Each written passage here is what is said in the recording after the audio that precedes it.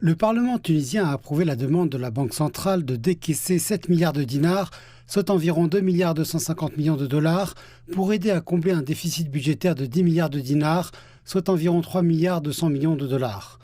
Les obligations sans intérêt sont remboursables sur une période de 10 ans, dont 3 ans de grâce, et permettront de financer une partie du déficit budgétaire de l'État pour l'année 2024.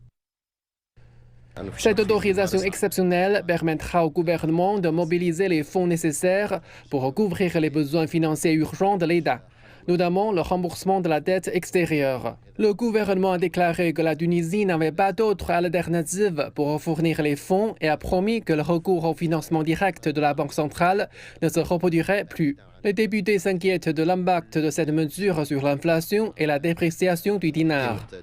Des experts ont averti que l'emprunt de milliards de dinars auprès de la Banque centrale pour combler les déficits budgétaires pourrait créer de l'inflation et des pénuries de produits de première nécessité. Cette mesure n'est acceptable que si l'argent est utilisé pour l'investissement et non pour rembourser la dette et les dépenses de l'État. Dans le cas contraire, elle entraînera une pénurie de devises. Emprunter environ 2,25 milliards de dollars équivaut à 32 jours d'importation. Cela se fera au détriment de l'importation de produits alimentaires de base et de matières premières. Cela entraînera une hausse de l'inflation et un ralentissement économique. Quelques jours avant l'adoption de la demande à la Banque centrale, la ministre des Finances a affirmé l'engagement de la Tunisie à poursuivre l'approche d'autosuffisance afin d'honorer ses engagements nationaux et internationaux. Malgré toutes les difficultés, notamment l'accès au financement étranger, nous avons été en mesure de respecter tous nos engagements.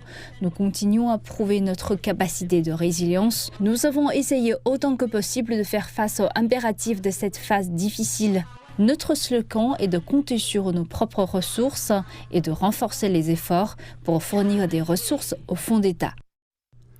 La mesure sans précédent consistant à emprunter auprès de la Banque centrale intervient alors que la Tunisie se trouve dans l'incapacité d'emprunter auprès de ses créanciers traditionnels, y compris le Fonds monétaire international, dont le projet de renflouement de 1,9 milliard de dollars reste dans les limbes.